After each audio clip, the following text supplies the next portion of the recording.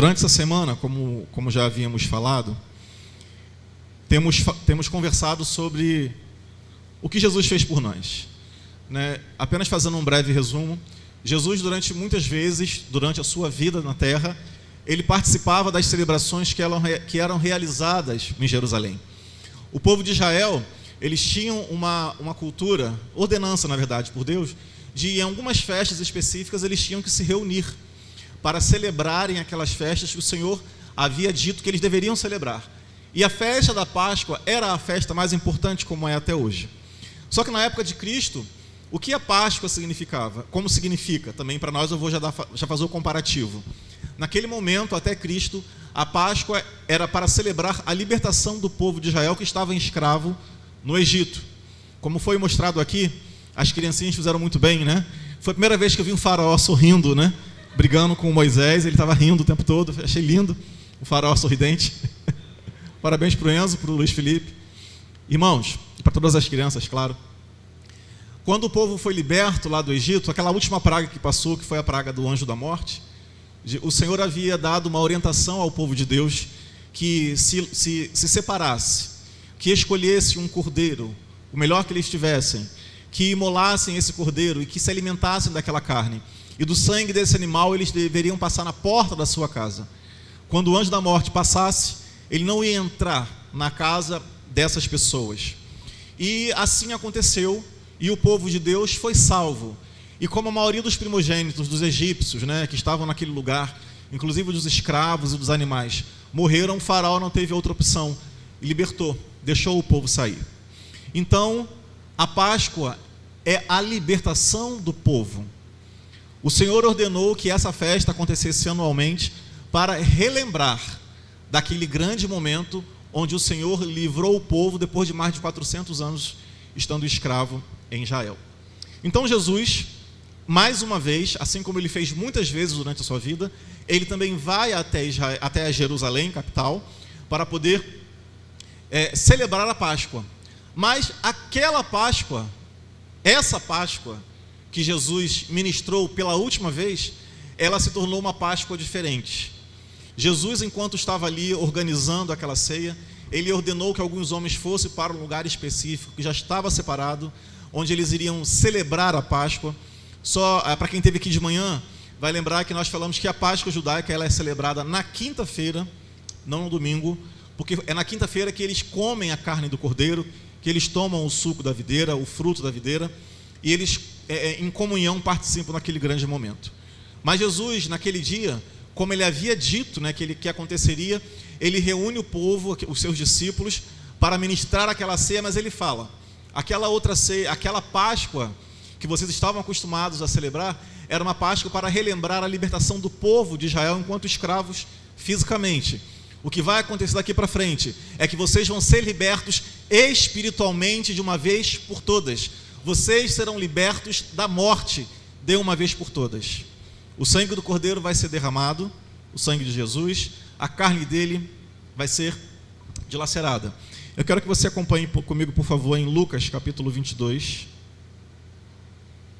a partir do versículo 39, do 39 até o 44.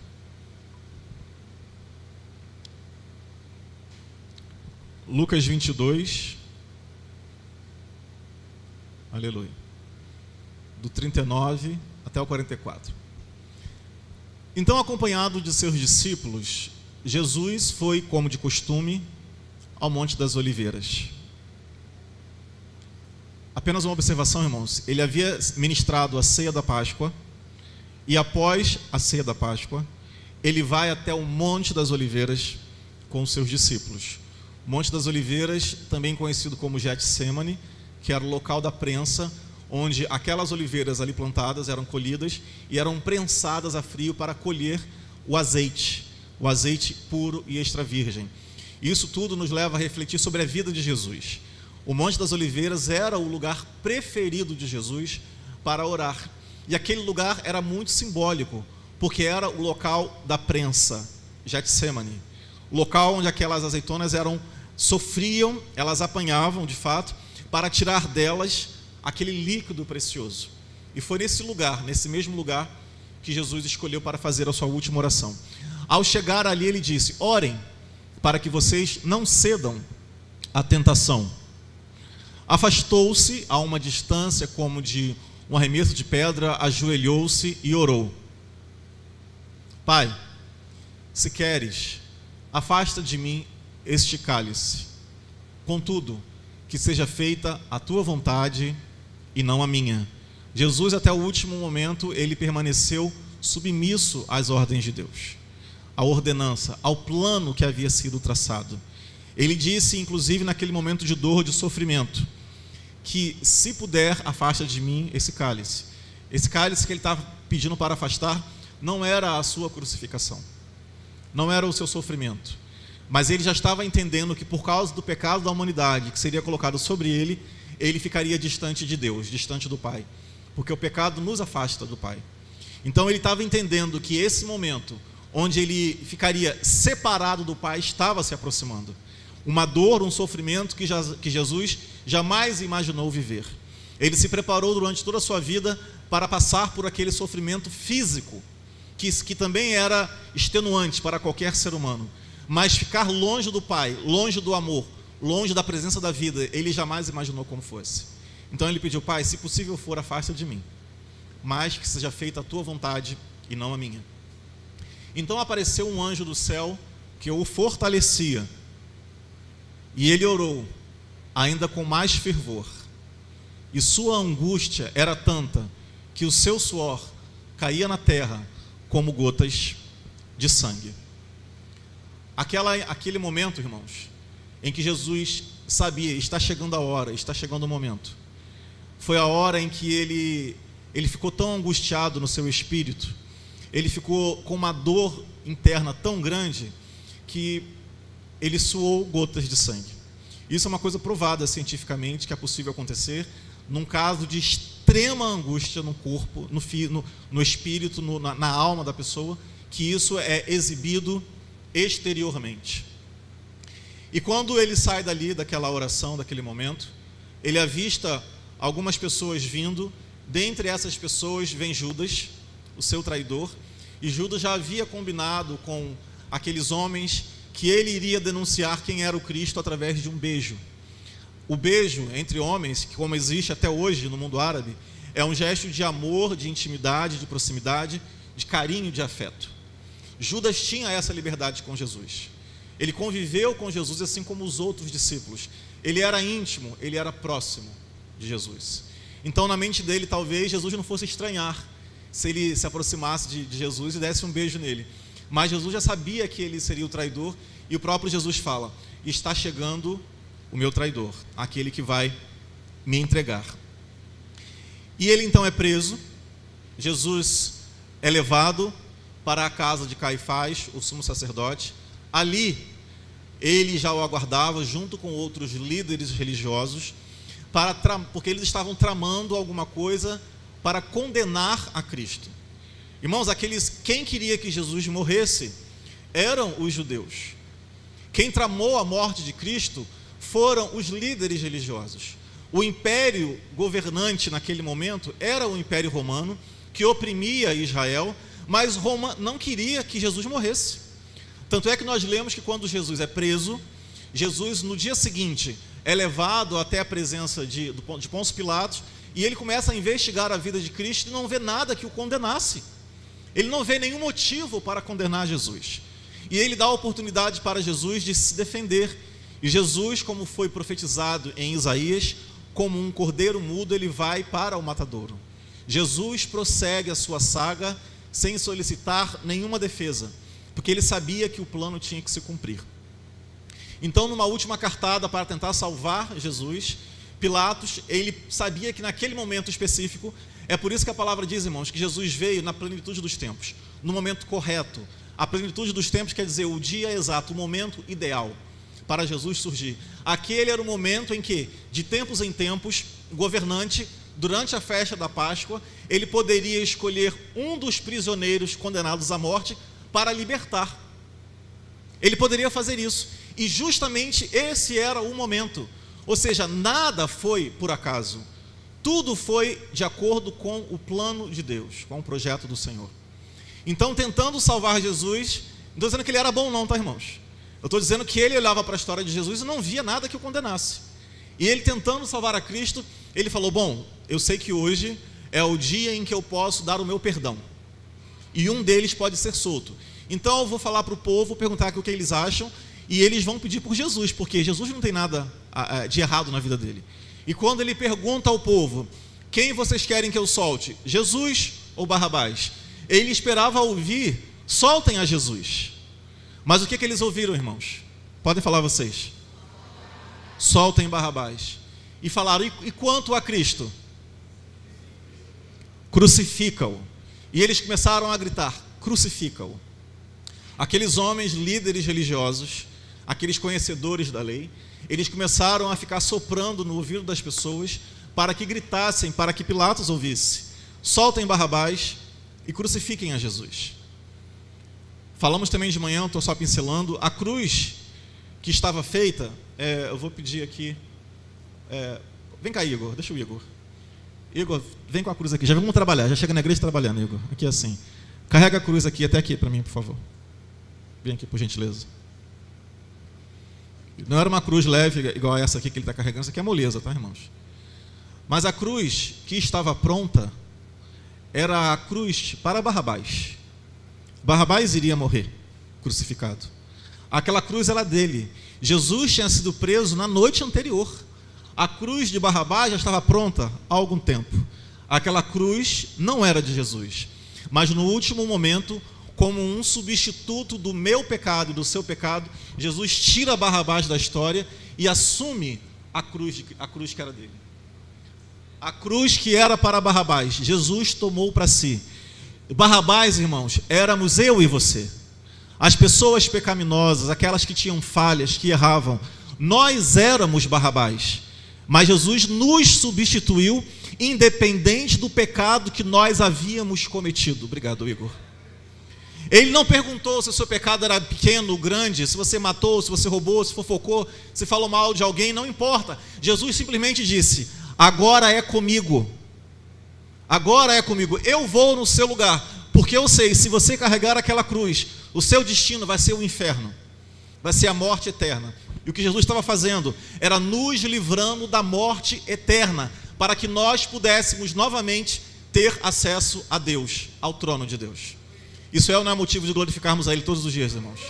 De falar, obrigado, Jesus. Obrigado, Jesus. E aqueles homens, os soldados, após aquele julgamento armado, então recebem a ordem para açoitar Jesus. Todos eles eram açoitados antes da crucificação, antes daquele caminho. Mas com Jesus foi pior, irmãos, porque Jesus, além de ter tido a ordem, a permissão do governo de Roma para ser crucificado, ainda teve o endosso do chefe, dos sacerdotes, dos líderes religiosos que queriam ver a desgraça, o fim de Jesus. Pode apaga aqui essa luz aqui, os spots, por favor, e bota a imagem lá. Eu vou ler um texto para vocês. Fabiana, aquela imagem. É uma imagem um pouco chocante, tá, irmãos? É uma ilustração. Já adianto a vocês que é horrível. Pode colocar a imagem lá. Quando Jesus foi condenado, até o momento dele chegar na cruz, na crucificação em si, Jesus apanhou muito, irmãos. Não foi um açoite qualquer. A palavra vai dizer que Jesus carregou no seu corpo as chagas que eram para mim e para você. As feridas que ele levou no corpo, elas foram tão grandes que os estudiosos hoje, ao analisarem os textos originais sobre a crucificação de Jesus, eles disseram, o que aconteceu com Jesus, as armas que utilizaram contra ele, as ferramentas que foram utilizadas para açoitar a Jesus, não fez Jesus ter várias feridas. As feridas que Jesus sofreu, irmãos, foram tão graves que elas se tornaram uma grande ferida nas costas de Jesus. E eu vou ler o texto para vocês, de cientistas atuais. Após ser julgado, Jesus foi açoitado violentamente, com um chicote de couro, com pequenas bolas de ferro nas pontas e ossos pontiagudos. As bolas de ferro causavam ferimentos internos, e os ossos dilaceravam a carne, expondo a musculatura esquelética e causando grande perda de sangue, o que provavelmente o deixou em um estado de pré-choque. Após a severa flagelação, Jesus foi zombado, cuspido e obrigado a carregar a cruz até o Gólgota. Gólgota, também conhecido como o Monte da Caveira. Durante a crucificação, o acusado era jogado sobre a cruz no chão. Tentem imaginar, Jesus ficou assim após os açoites. Então, após aquela caminhada, irmãos, carregar a cruz era lançada ao chão e ele era jogado de costas na cruz. Não era nada feito de forma carinhosa, cuidadosa, irmãos. Tentem imaginar. Ele foi jogado sobre a cruz. O acusado era jogado sobre a cruz no chão e pregado com pregos de até 18 centímetros de comprimento nos seus pulsos e nos seus pés. A crucificação era um processo que produzia dor e causava uma morte lenta e sufocante. Respirar era algo extremamente doloroso. A cada respiração, Jesus tinha que elevar as suas costas em carne viva, afastando-a da madeira e apoiando todo o seu peso nos pés que estavam pregados. Fato que aumentava ainda mais a perda de sangue e causava dores terríveis nele. As causas da morte por crucificação poderiam ser várias, mas as duas mais comuns eram choque hipovolêmico e asfixia por exaustão. Quando o Evangelho de João narra que após a morte de Jesus, um soldado o transpassou com lança e saiu sangue e água, a explicação dos cientistas é que a água provavelmente representava fluido pleural, ou seja, dos pulmões, e pericárdio seroso, e teria precedido o fluxo de sangue, e teria depois um menor volume do que o sangue. Então, desculpa, eu estava procurando a Malu, irmãos. A gente combinou que ela ia ficar sentada ali, de repente ela não está ali. Enquanto Jesus, irmãos, depois que ele foi condenado, depois que ele passou por esse processo, ele ainda teve que carregar uma cruz. Hoje, se você for em Jerusalém, essa rua, esse caminho ainda existe. Tem as estações. O que são as estações? As paradas que ele teve que fazer por causa da sua dor, do cansaço e do peso. Algumas pessoas o ajudaram, mas estar nesse estado e ainda assim ter que carregar uma cruz pesada que não foi feita nem para ele, era muito doloroso. Então Jesus, nessa caminhada, ele passa por um lugar que hoje é conhecido como Via Dolorosa.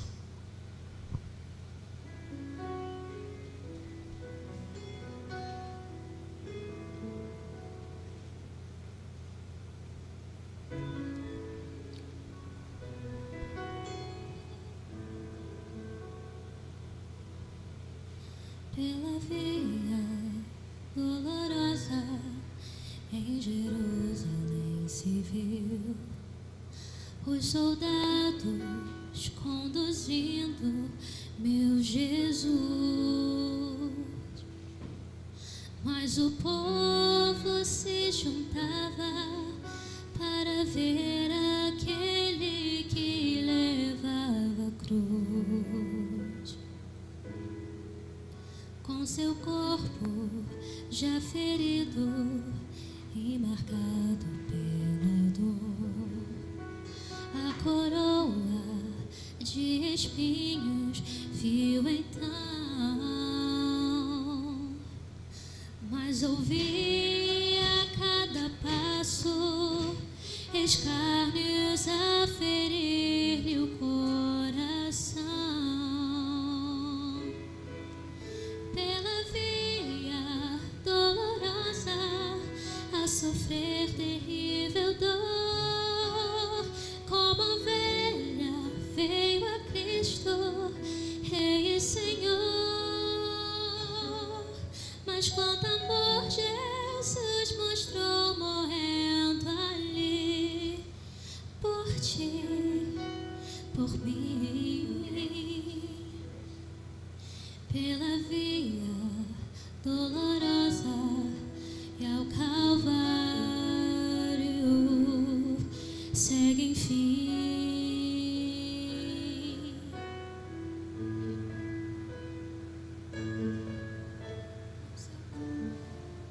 já ferido e marcado pela dor, a coroa de espinhos viu então,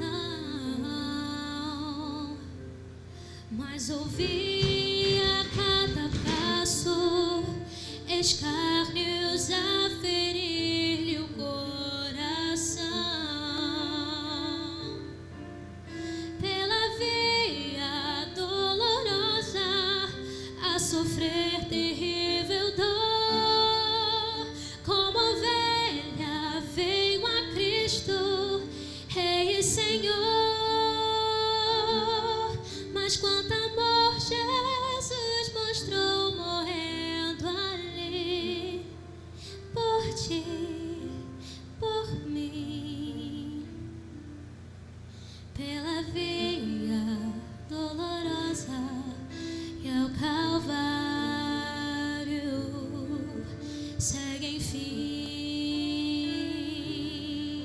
seu sangue, porém a muitos também iria remir a Jerusalém. Pela via dolorosa a sofrer terrível dor, como ovelha veio a Cristo, Rei e Senhor. Mas quanto amor Jesus mostrou morrendo ali por ti, por mim. Pela via dolorosa e ao Calvário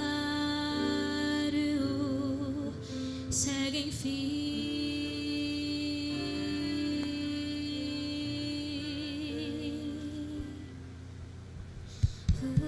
Aleluia, Jesus.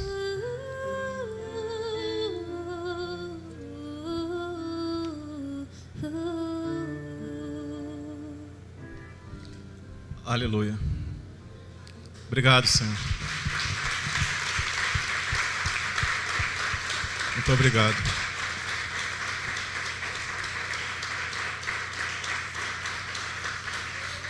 Obrigado. Fabiana, continua ali, Fabiana, por favor. Fabiana vai trabalhar também hoje. Obrigado.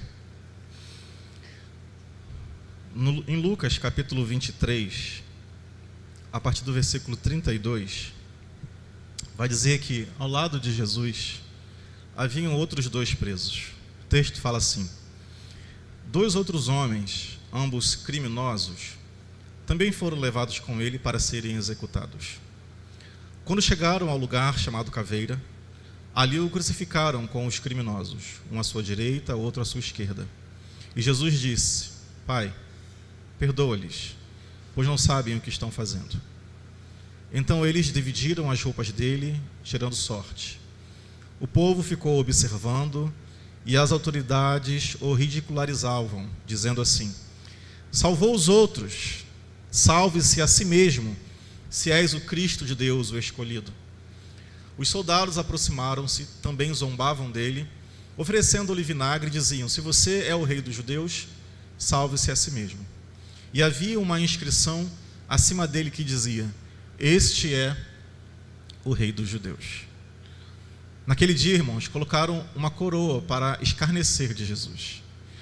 Uma coroa, como você vê aqui simbolizado, uma coroa não de rei, mas uma coroa de espinhos para humilhar, ofendê-lo e maltratar mais ainda a Jesus. O que eles não sabiam é que aquela inscrição que eles haviam feito, Jesus, rei dos judeus, não estava errada. Ela só estava incompleta. Tinha que ser Jesus, rei dos reis. E hoje nós podemos dizer que Jesus Cristo é o rei dos reis. Um dos criminosos que ali estavam dependurados lançavam-lhe insultos: você não é o Cristo? Salva-se a si mesmo e a nós. Mas o outro criminoso o repreendeu, dizendo: você não teme a Deus, nem estando sob a mesma sentença? Nós estamos sendo punidos com justiça, porque estamos recebendo o que os nossos atos merecem. Mas este homem não cometeu nenhum mal. Então ele disse: Jesus, lembra-te de mim quando entrares no teu reino. E Jesus, irmãos, apesar de todo o sofrimento, de toda a dor, de estar crucificado junto com os outros, ele disse assim: eu lhe garanto que hoje mesmo você estará comigo no paraíso.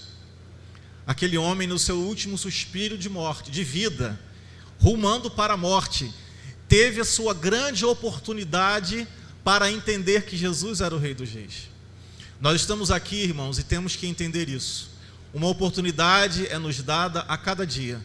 Nós precisamos entender que Jesus é o Rei dos Reis, é o Senhor dos Senhores. Se há alguém aqui que ainda tem dúvida disso, se há alguém aqui que ainda não se decidiu, eu quero dizer para você: não aguarde muito tempo. Aquele homem ao lado de Cristo teve a sua grande oportunidade, mas nós não sabemos se teremos outra oportunidade. A oportunidade que chegou a você agora, ela tem que ser agarrada com toda a sua força. Se você quiser dizer sim: Jesus, eu te aceito como meu Senhor e Salvador, você pode fazer isso agora. Basta você levantar a sua mão e declarar: eu quero Jesus para a minha vida. E Jesus, Ele aceita você. Muitas pessoas pensam: eu vou esperar, eu preciso me libertar desse vício, eu preciso parar com essa coisa que eu pratico. Irmão, sem Jesus já vai ser mais difícil você fazer isso. O que Ele está dizendo é: venha assim como você está e eu vou ajudar você. Venha como você está, porque Jesus, Ele mesmo falou: eu não vim para aqueles que estão bem, para aqueles que estão numa situação tranquila e legal. Eu vim para aqueles que precisam de ajuda, de socorro, para os que estão doentes do físico e do espírito.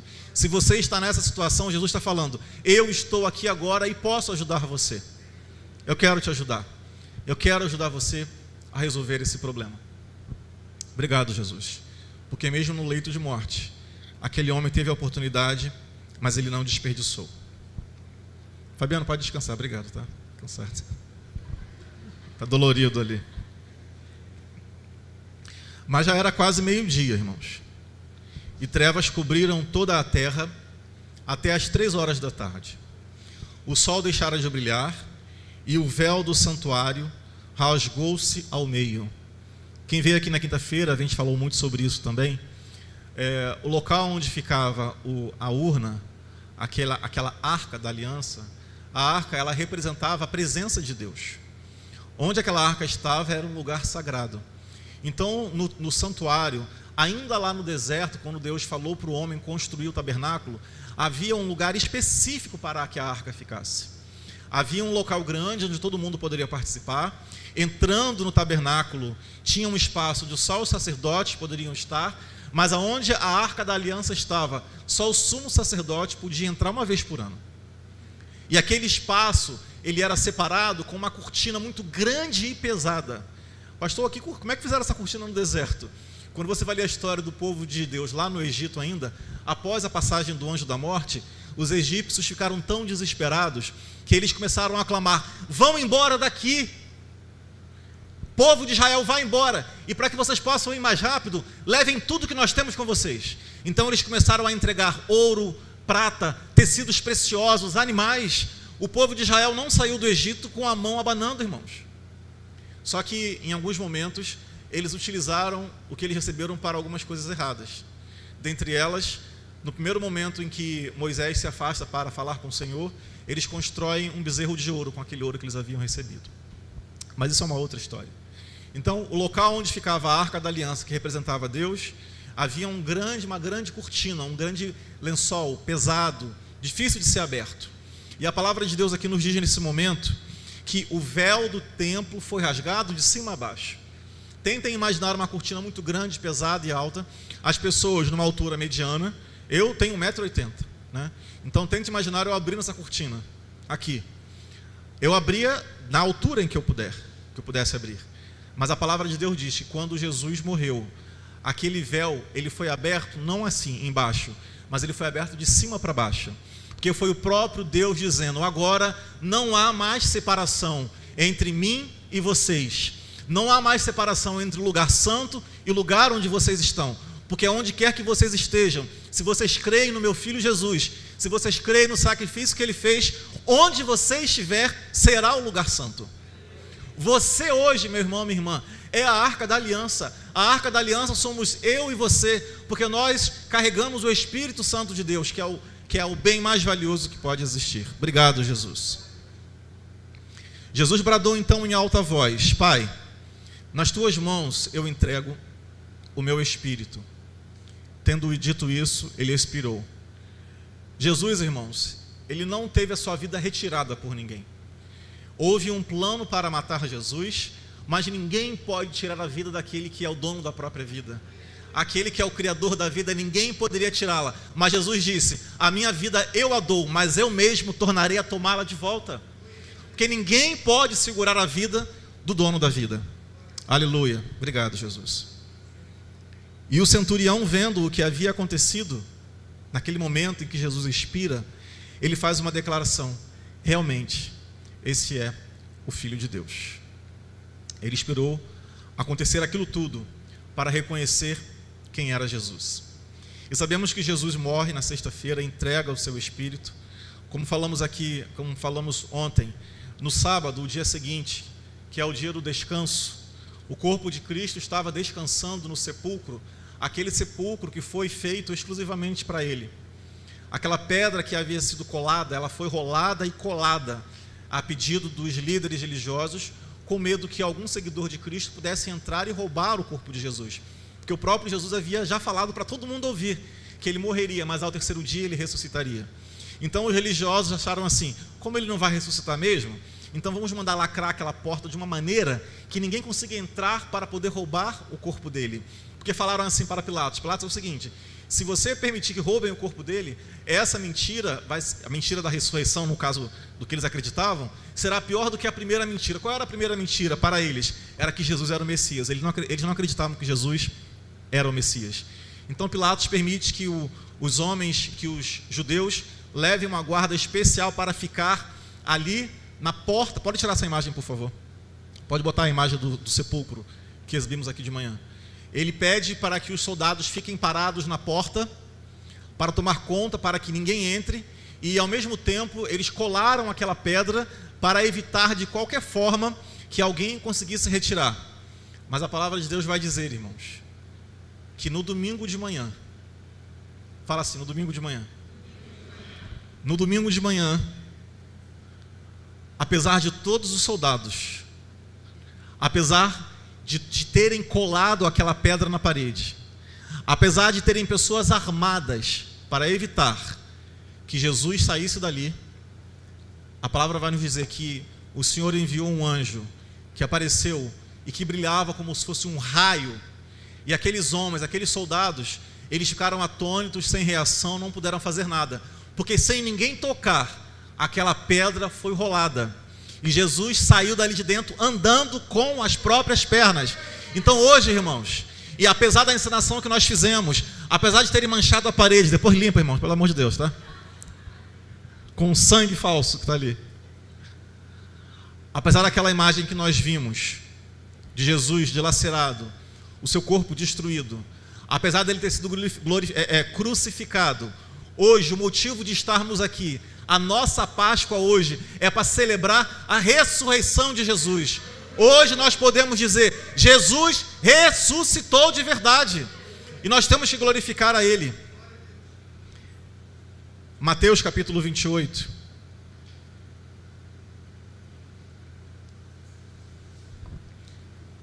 Versículo de 1 a 6. Narra isso, eu vou ler para você.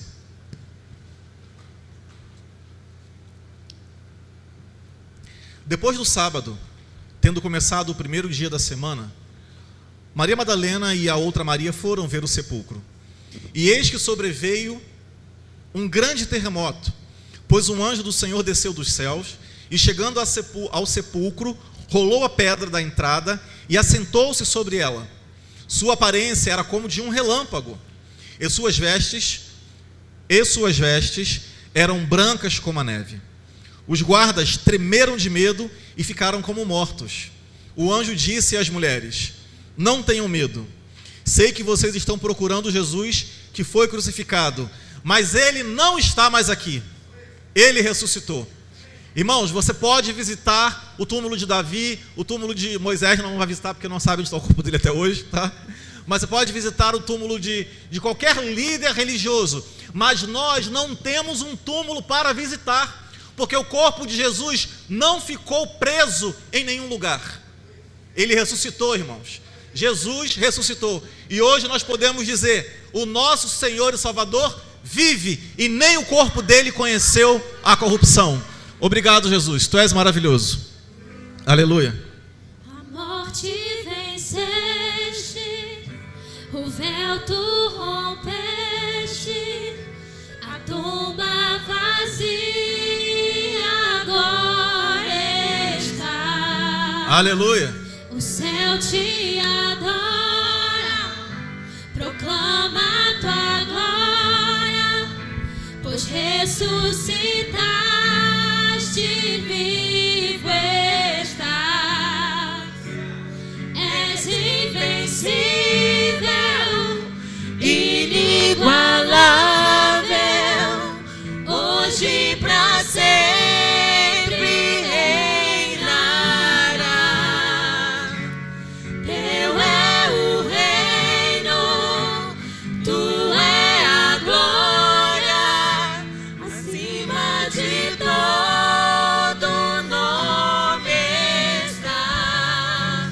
Poderoso esse nome é, poderoso esse nome é, o nome de Jesus, meu Rei. Poderoso esse nome é, maior que tudo ele é. Poderoso esse nome é, nome de Jesus.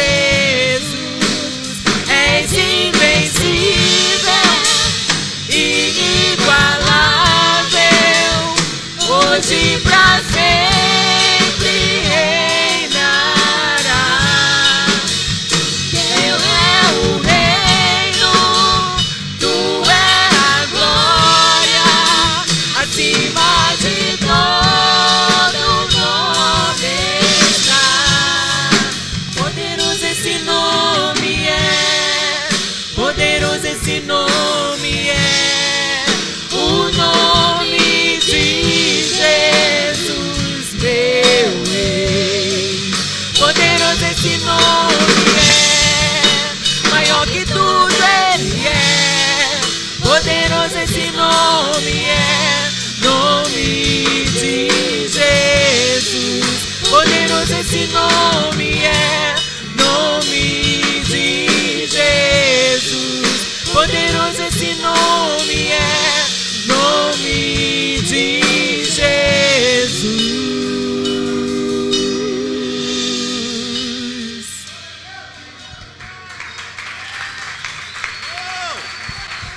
Glória a Deus, fica de pé, queridos. Aplaudam o Senhor de pé. Obrigado. Olha o que está escrito aqui, ó. Fala assim, repete, está consumado. Fala, está consumado. Jesus, irmãos, ele tinha um plano para fazer e ele cumpriu e falou, está consumado. O que ele quer dizer com isso? Você agora não tem mais que temer o diabo, o demônio, não importa quem ele seja, porque eu cheguei para realizar um plano e trazer você de volta à comunhão com Deus. E nós só podemos dizer, Jesus, muito obrigado. Muito obrigado. Muito obrigado, porque a cruz de Cristo, ela serviu, ela era um lugar de vergonha, mas ela hoje se tornou um lugar de honra para aqueles que creem em Jesus. E aquela cruz que foi colocada, aquela coroa que foi colocada para humilhar Jesus, foi trocada por uma coroa real. Hoje, ele está sentado à direita do Pai, reinando. E não acabou, irmãos. Ele fala assim, se você crer em mim, você crê em Jesus? Você pode falar, eu creio em Jesus? Ele está dizendo, junto comigo, ao lado de Deus, à direita do Pai, você também já está. Você está sentado no trono, ao lado do Pai. Pode declarar isso, eu estou assentado ao lado do Pai em Cristo Jesus. Muito obrigado, Senhor. Pai amado, querido Deus, te louvamos. Te louvamos pelo seu sacrifício. Te louvamos pelo seu amor. Te louvamos pela sua graça, maravilhosa graça.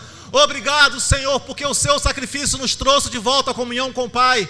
O Senhor nos mostrou o caminho, porque o Senhor disse: eu sou o caminho, a verdade e a vida. E nós estamos olhando para Cristo.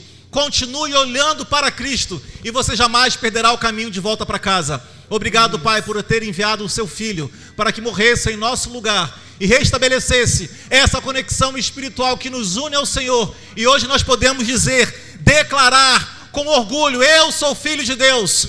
Eu sou filho de Deus. Eu sou filho de Deus. Obrigado, Jesus. Aleluia. Aplauda o Senhor. Deus abençoe você.